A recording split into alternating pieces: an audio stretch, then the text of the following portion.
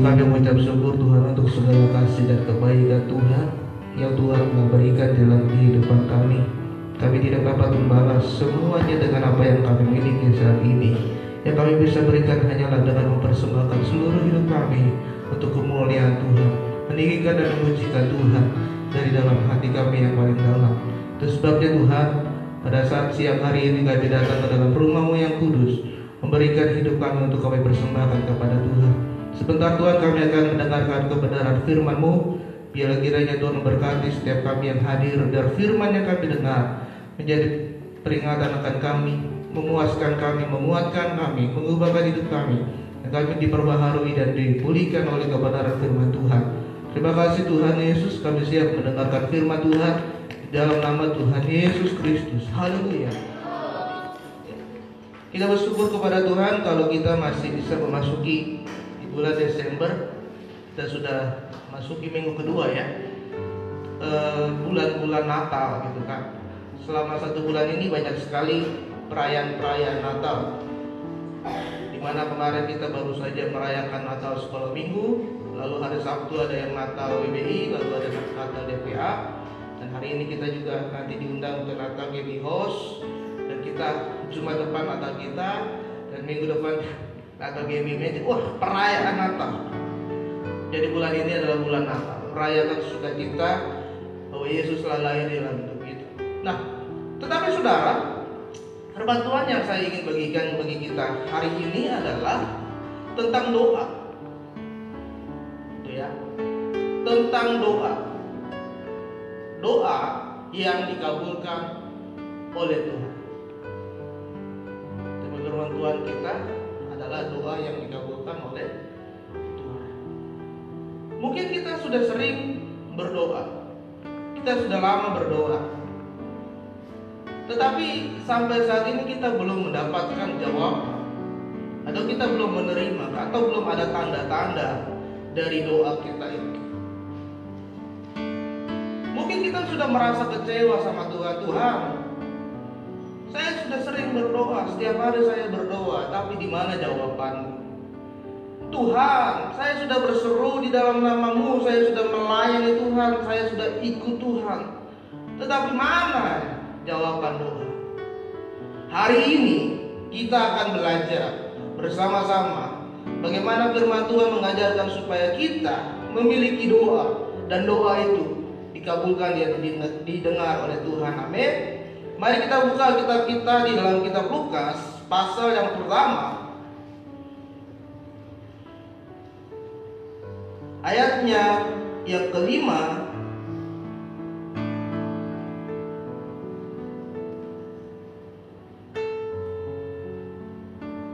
sampai dengan ayat ke-14. Lukas pasal yang pertama, ayat yang kelima sampai dengan ayat yang ke-14. Kita akan membacakan firman Tuhan ini secara bergantian. Saya akan membacakan ayat yang kelima, dan Bapak Ibu Saudara ayat yang ke-6, dan seterusnya sampai dengan ayat yang ke-14. Mari kita bangkit berdiri.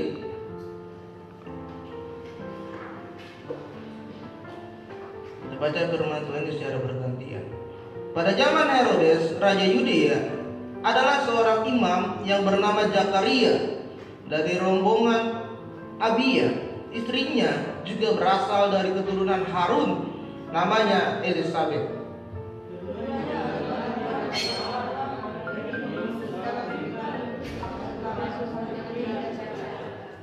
Tetapi mereka tidak mempunyai anak, sebab Elisabet mandul dan keduanya telah lanjut umurnya.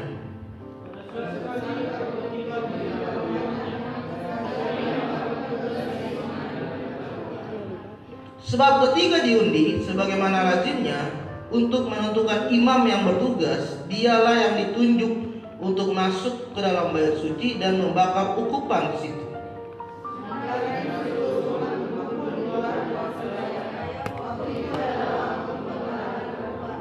Maka tampaklah kepada Zakaria seorang malaikat Tuhan berdiri di sebelah kanan mezbah pembakaran ukupan.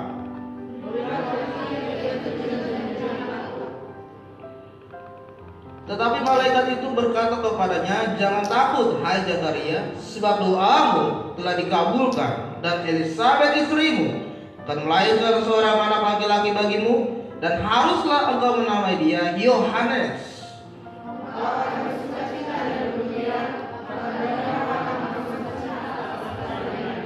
Haleluya. Silakan duduk Bapak Ibu Saudara. Firman Tuhan yang kita baca, bagaimana Imam Zakaria dan istrinya, doa mereka dikabulkan oleh Tuhan. Tetapi saudara, yang terjadi sebelumnya adalah mereka tidak mempunyai anak. Mereka tidak mempunyai anak. Bahkan firman Tuhan mencatat istrinya mandu. Berarti kalau dia mandu, tidak ada harapan lagi untuk bisa punya anak. Dan mereka sudah lanjut usia. Mereka sudah tua. Kalau di dalam ilmu kedokteran, tidak bisa. Sudah tua, mandul lagi, nggak mungkin mempunyai keturunan sepanjang hidupnya. Tetapi ketika itu Zakaria sedang melakukan tugas imamnya di bait suci, dan pada saat itu malaikat Tuhan Gabriel mendatangi dia. Dan Gabriel berkata, "Kamu akan memperoleh seorang anak laki-laki dan beri dia nama Yohanes." Beri dia nama Yohanes. Dan Yohanes itulah yang akan membukakan jalan untuk kedatangan Juru Selamat Yesus Kristus. Saudara terkasih dalam nama Tuhan, mungkin selama ini banyak doa yang sudah kita naikkan kepada Tuhan, tetapi belum satu pun didengar, bahkan dijawab oleh Tuhan. Bahkan kita berkata, "Tuhan, sepertinya mustahil Engkau menjawab doa saya. Sepertinya tidak mungkin Tuhan Engkau mendengar doa saya. Sepertinya sulit sekali Tuhan ada jawaban atas setiap doa-doa saya."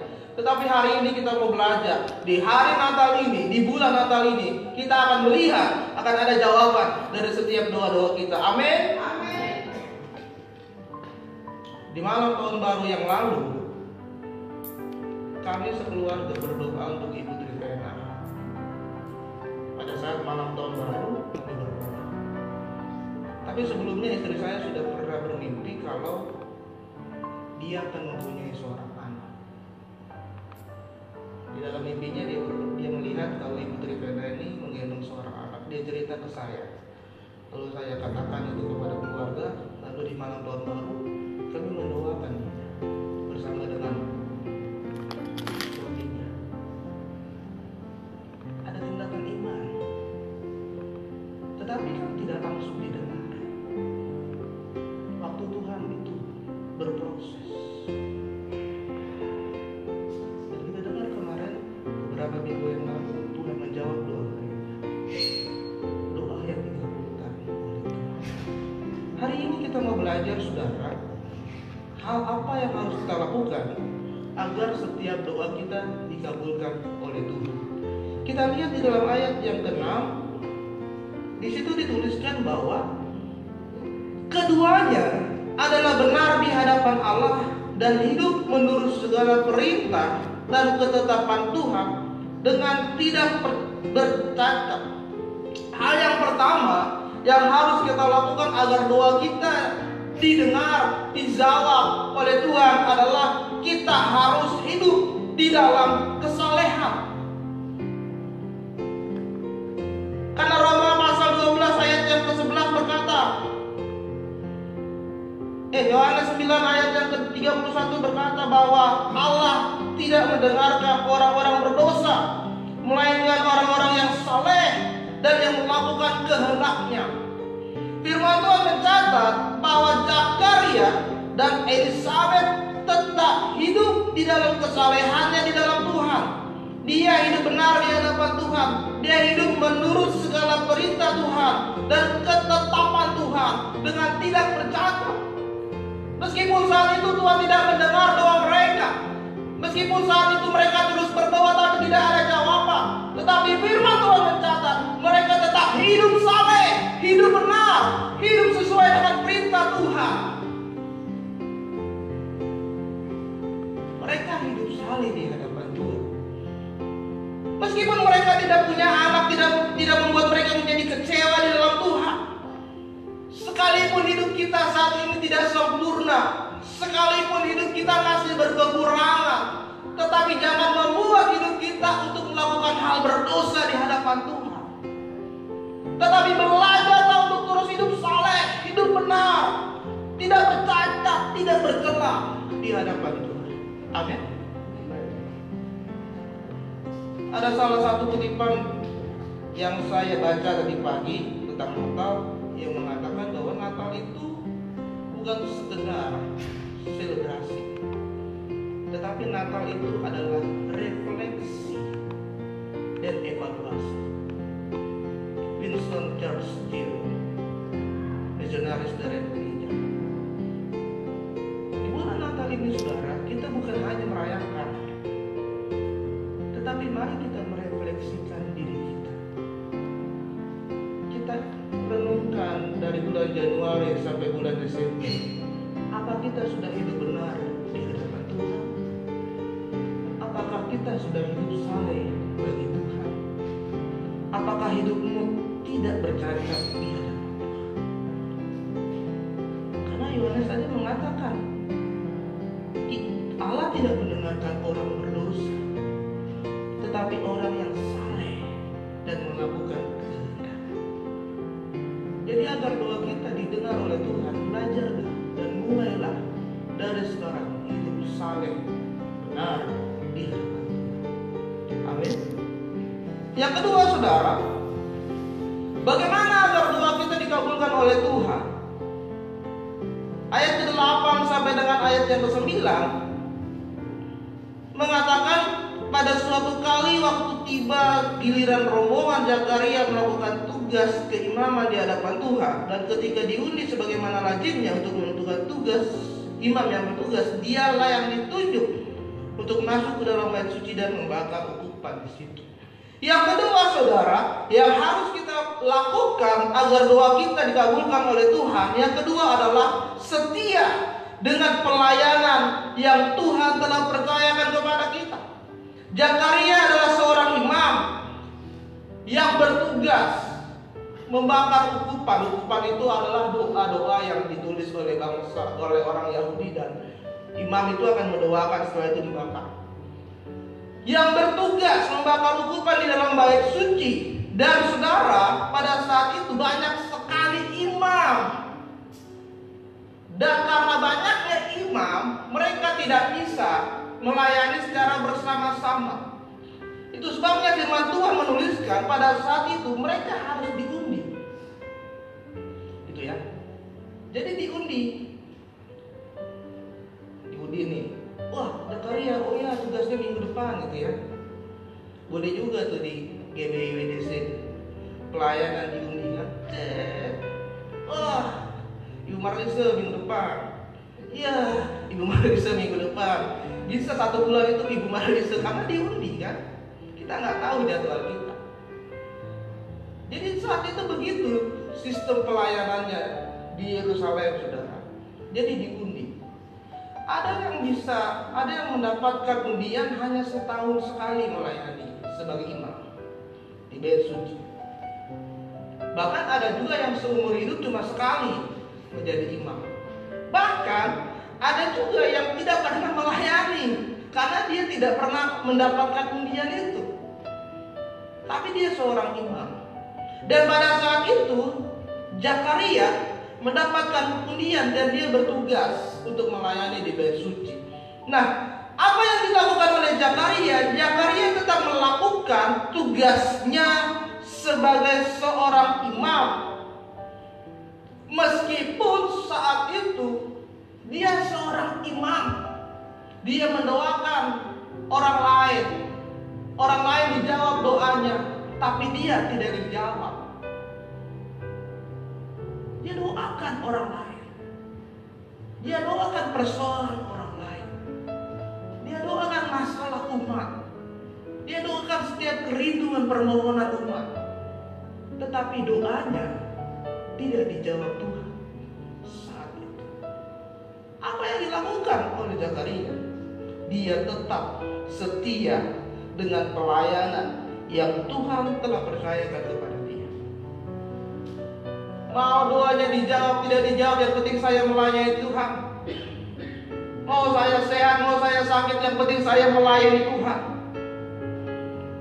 Mau saya sedang suka cita, mau saya sedang duka cita, mau saya punya masalah, tidak masalah, yang penting saya melayani Tuhan. Amin. Dan itu membutuhkan kesetiaan saudara untuk melayani Tuhan dengan sungguh-sungguh di hadapan. Karena pelayanan itu bukan sebuah beban, tetapi suatu kehormatan. Jadi kalau saudara melayani Tuhan itu kehormatan. Kehormatan yang paling tinggi yang kita dapatkan itu adalah melayani Tuhan. So kalau saudara mau mendapatkan kehormatan, ya persiapkan dengan baik. Prepare dengan baik. Saya jam 7:30 udah di gereja. Saya nyala setiap minggu. Dari mulai tahun ini saya udah prepare 7:30 di gereja. Ada yang masih main game, ada yang masih nonton, ada yang masih masak. Saya 7:30 di gereja, kita mulai 9:30. Jam 6 pagi saya udah mandiin anak saya. Itu saya bilang, ini kan hari Minggu. Hari Minggu itu bukan hari libur, bukan hari istirahat. Harinya Tuhan, mandi. Prepare. Karena melayani adalah sebuah kehormatan. Itu sebabnya kalau saudara diberikan tugas pelayanan, jangan pernah menyia-nyiakan itu. Dan melayani bukan hanya tugas seorang pendeta, bukan tugas seorang hamba Tuhan, tetapi setiap orang yang percaya kepadanya harus memberikan diri untuk melayani Tuhan. Persiapkanlah dirimu untuk menyerahkan hidupmu melayani Tuhan. Saudara terkasih dalam nama Tuhan, setia dalam pelayanan yang Tuhan telah percayakan. Karena di dalam kitab Roma pasal yang ke-12 ayat 11 mengatakan, janganlah hendaknya kerajinanmu kendor, dan biarlah rohmu menyala-nyala, dan layanilah Tuhan. Dan 1 Korintus mengatakan, ingatlah kepada panggilan mula-mula ketika Tuhan memanggilmu melayani Dia. Mungkin selama ini kita merasa lelah, kita merasa capek, rumah saya jauh, saya membutuhkan kos yang banyak, uang yang banyak, belum bensin, belum ini, belum naik Grab, naik Gojek. Tetapi ingatlah akan panggilan mula-mula ketika Tuhan panggil engkau melayani Dia. Rohmu menyala-nyala, hasratmu begitu semangat melayani Tuhan.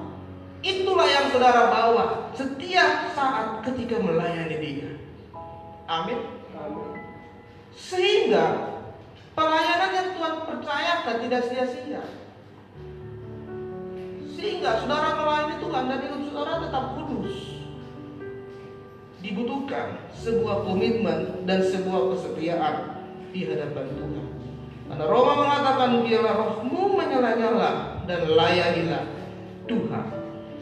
Dan yang ketiga saudara, yang harus kita lakukan supaya doa kita didengar oleh Tuhan, yang ketiga adalah di ayat yang ke-13 mengatakan, tetapi malaikat itu berkata kepada, jangan takut, hai Zakaria, sebab doamu telah dikabulkan, dan Elisabet istrimu akan melahirkan seorang anak laki-laki. Yang ketiga yang kita lakukan supaya doa kita dikabulkan oleh Tuhan adalah kita berdoa secara tekun.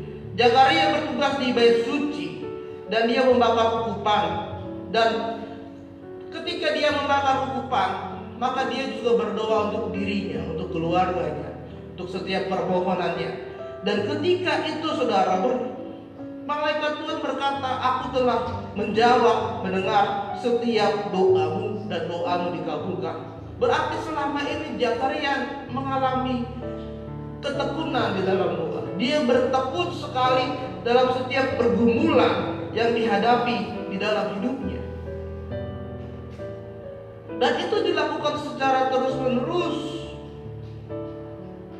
sampai akhirnya malaikat Tuhan menampakkan diri kepadanya dan mengabulkan doa. saudara, kita harus bertekun di dalam doa. Bertekun di dalam doa. Meskipun pada saat itu Zakaria berkata di ayat yang selanjutnya, apa benar?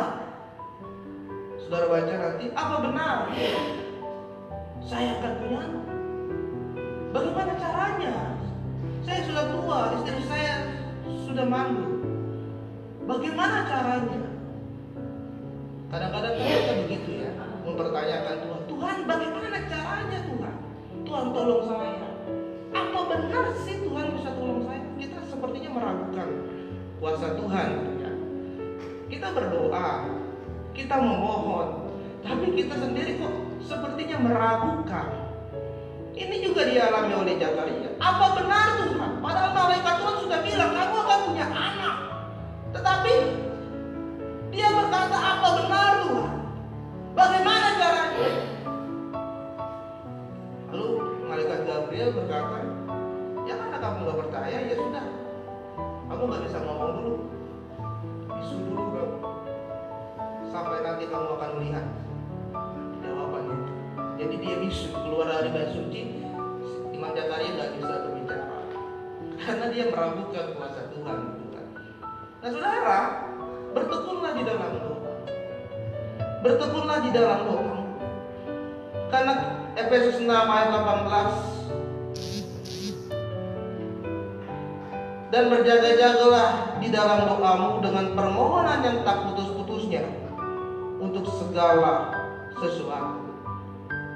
Bermohonlah kepada Tuhan dalam segala sesuatu, seperti yang dilakukan oleh Zakaria. Karena Tuhan ingin kita tetap bertekun di dalam doa-doa kita. Dan akan ada waktunya Tuhan akan menjawab setiap doa kita. Itu sebabnya saudara terkasih dalam nama Tuhan, jangan pernah berhenti untuk berdoa kepada Tuhan sampai sesuatu itu terjadi. Karena Kolose 4 ayat 2 berkata, bertekunlah dalam doa dan dalam pada itu berjaga-jagalah sambil mengucap syukur. 1 Tesalonika 5 ayat 17 juga berkata, tetaplah berdoa karena itulah yang Tuhan inginkan. Jadi saudara terkasih dalam nama Tuhan, bertekunlah dalam doa. Sampai kapan? Ya kita nggak tahu. Waktu Tuhan kita nggak tahu. Tapi waktu Tuhan itu yang terbaik. Kita tidak bisa menerka-nerka waktu Tuhan. Kita tidak bisa menebak-nebak waktu Tuhan. Tetapi waktu Tuhan itu yang terbaik. Bukan waktu kita, tapi waktu Tuhan. Maka saudara, kita akan melihat bagaimana doa kita dikabulkan oleh Tuhan. Setiap permohonanmu, setiap kerinduanmu, setiap pergumulanmu, setiap harapanmu di bulan ini, di akhir tahun ini, jika saudara hidup saleh di hadapan Tuhan, jika saudara setia dalam melayani Tuhan, dan ketika saudara bertekun di dalam doa-doamu kepada Tuhan, maka saudara akan melihat akan ada jawaban Tuhan atas setiap doa saudara. Di bulan Natal ini, kado yang terindah yang Tuhan berikan adalah ketika doamu didengar oleh Tuhan. Tidak ada yang lain. Ketika kita mendapatkan jawaban doa, itu adalah hadiah terindah yang Tuhan akan berikan